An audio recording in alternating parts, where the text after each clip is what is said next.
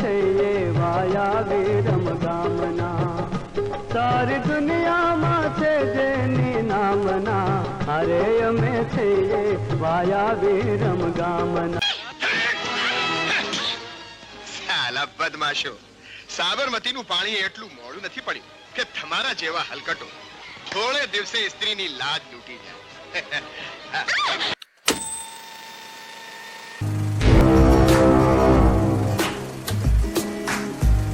આ દાસ્તાન છે એક નિહાયતી હુનરમંદ અદાકાર કે જેઓ આપણી વચ્ચે આજે નથી રહ્યા.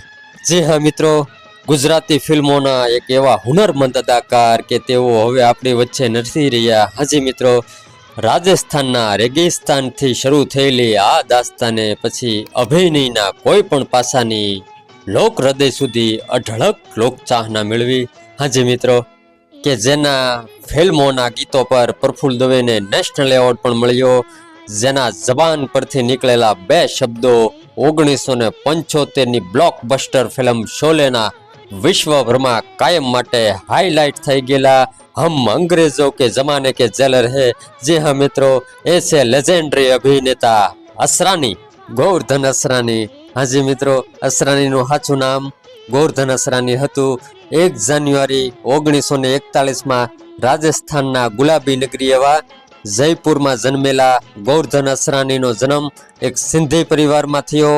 આમ તો અસરાનીનો ફેમિલી બિઝનેસ એક વેપારનો હતો, પરંતુ અસરાનીને આ બધાની મનમાં ક્યારેક એક અલગ જ શોખ હતો, એ હતો આર્ટિસ્ટ બનવાનો. હાજી મિત્રો, એટલે રાજસ્થાનના મહાવિદ્યાલયમાં ગ્રેજ્યુએટ થયા બાદ આ શોખ તેમને મુંબઈ ખેંચી ગયો.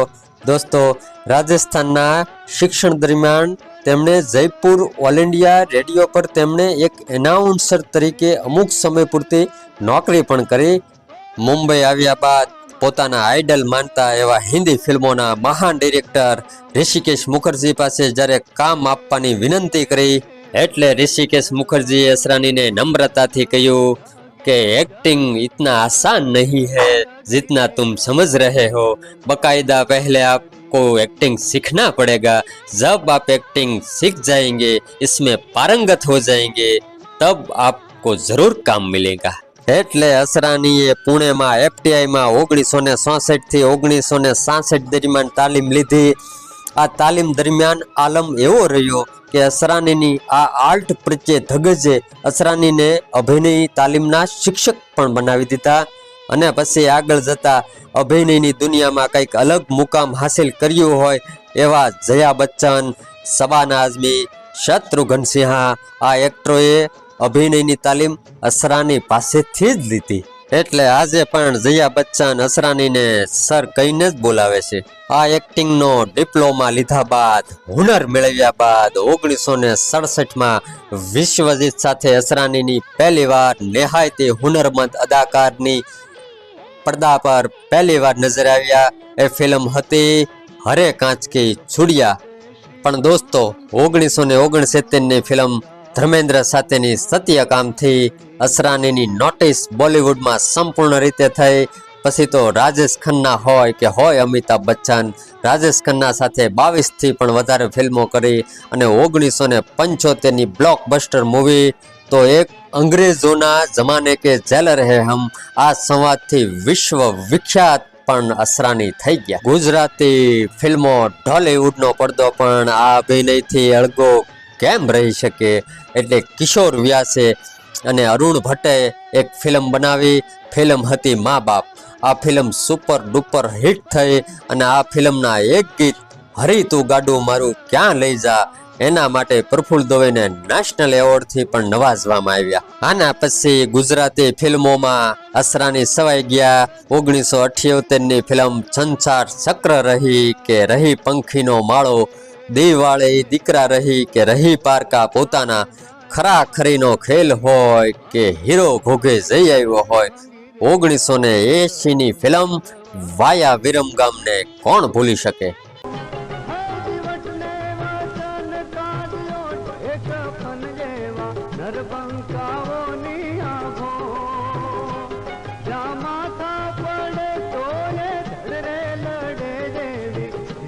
ધરા ના જો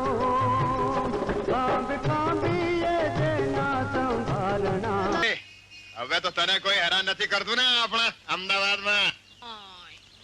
હવે તો કોઈ પણ હેરાન નથી કરતું. અરે આપણું રાજ ચાલે છે. એમ? પણ માં, બાપુને શોધવા માટે આપણી પાસે બીજો કોઈ રસ્તો નથી. તને સુખી કરવા હું મારો જાન પણ ઓળઘોળ કરી દઈશ. પોલીસની નોકરી તો હવે જો તું મને રોકે તો તને મારા સમજ. તને મારા સમજ માં.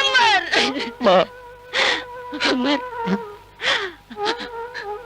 ભલે બેટા, ભલે.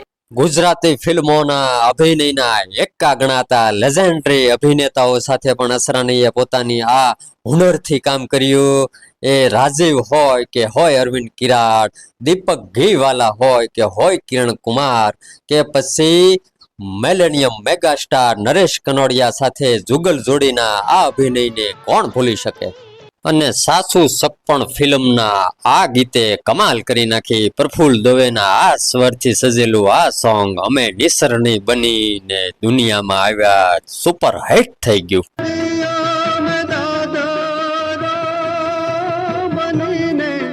ખીલા ખૂબ ખાધા રે તપસાના ફળ હેનો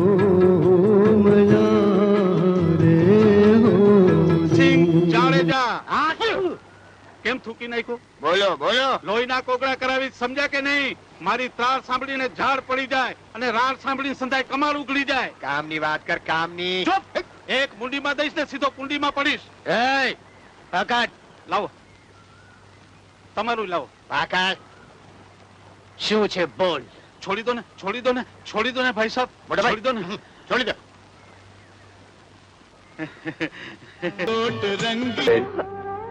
આ દાળમાં બાપુનું લૂણ બોલે છે. એને અદા કરવાની મને એક તક આપ. હું અમદાવાદ જઈ સાબરમતીની રેતીથી મારું કિસ્મત ઉજાડીશ. મને જવા દે બેન, તને મારા સોગંદ. આજે સપર में દિવસે સમ ક્યાં ખાધા. ભગવાન તને 100 વર્ષનું કરે ને તારા અબરે ભરે ભાઈ. લક્ષ્મી, અબરે ભરે માફ કરી દે બેટા. આ તારો ગરીબ બાપ તને ખાલી આ ઘરની વહુ અને નસીબદાર ફિલ્મના આ અસરાનીના અભિનયના સંવાદે ખૂબ વાહવાહી મેળવી. 1990માં અમદાવાદનો રિક્ષાવાળો અને પડકાર ફિલ્મ પણ કરી. અસરાનીએ ગુજરાતી ફિલ્મોમાં એક ફિલ્મ પ્રોડ્યુસ પણ કરી અને ડિરેક્ટ પણ કરી. એ ફિલ્મ હતી 7 કેદી. આ ફિલ્મના ગીતો આજે પણ લોકોની જબાન પર છે. અસરાનીએ બીજી ઇનિંગ્સ ગુજરાતીમાં નરેશ કનોડિયા સાથે બાપ કમાલ, દીકરા ધમાલ જેવી કોમેડી ફિલ્મો પણ કરી અને શું કરીશ આ ફિલ્મ પણ કરી. અસરાનીએ બોલિવૂડમાં પણ સવાયેલા રહ્યા. કોમેડી ફિલ્મ રહી કે હોય ઇમોશનલ પાત્રો, ખલનાયકી રહી કે હોય અભિનય લેજેન્ડરી, શક્તિ કપૂર સાથે, કાદર ખાન સાથે કોમેડી પાત્રો કરીને એવા તો પાત્રો કર્યા કે કાયમ માટે અમર બનાવી દીધા. અસરાનીએ ચલા મુરારી હીરો બનને કે હમ નહીં સુધરેગે એમાં મુખ્ય હીરો તરીકે પણ હિન્દી ફિલ્મોમાં કામ કર્યું. અસરાનીએ હિન્દી ફિલ્મો ડાયરેક્ટ કરેલી ફિલ્મો તરફ રૂખ કરીએ તો ચલા મુરારી હીરો બનને અને સલામ મેમ સાબ, 1992ની દિલ હી તો હૈ, 1997ની ઉડાન ફિલ્મોનું નિર્દેશન પણ અસરાનીએ કર્યું. આલાપ અને ફૂલ ખીલે હે ગુલશન ગુલશન ફિલ્મમાં તેમણે પ્લેબેક અવાજ પણ આપ્યો. વાત કરીએ અસરાનીના નિજી જિંદગીની તો 1973ની ફિલ્મ આજ કી તાજા ખબરના સેટ પર મંજુ બંસલ સાથે તેમની મુલાકાત થઈ અને આ દોસ્તી લગ્નમાં પરિણમી. તેમનો એક દીકરો નવીન ગોરધન અસરાની, તેને ફિલ્મોમાં કોઈ પણ રસ નથી. તે એક ડેન્ટિસ્ટ છે. મિત્રો, મુંબઈની ઝૂ સ્થિત હોસ્પિટલમાં અસરાની 5 દિવસથી એડમિટ હતા. એટલે અસરાની તારીખ 19/10/2025 એટલે મિત્રો ગઈકાલ સોમવારે આ નિહાયતી હુનરમંદ અદાકાર, લોકોને કાયમ માટે હસાવનાર અસરાની સાહેબ 5 દિવસથી મુંબઈની હોસ્પિટલમાં એડમિટ હતા. એટલે 19/10/2025ના રોજ સોમવારે તેમણે અંતિમ શ્વાસ લીધા. અસરાનીને દુનિયામાં કે પછી બોલિવૂડ હિન્દી ફિલ્મોમાં તેમની આ હર અદાકારી માટે યાદ તો દાયકાઓ સુધી પ્રેક્ષકો કરશે જ, પણ ગુજરાતી ફિલ્મોમાં, ગુજરાતી ફિલ્મ સંગીતમાં, ગુજરાતી ઓડિયન્સમાં, આ ગુજરાતી ફિલ્મોમાં તેમના આ પ્રદાન બદલ ગુજરાતી ઓડિયન્સ તેમને દાયકાઓ સુધી ક્યારેય પણ ભૂલી નહીં શકે. ઓમ શાંતિ ઓમ.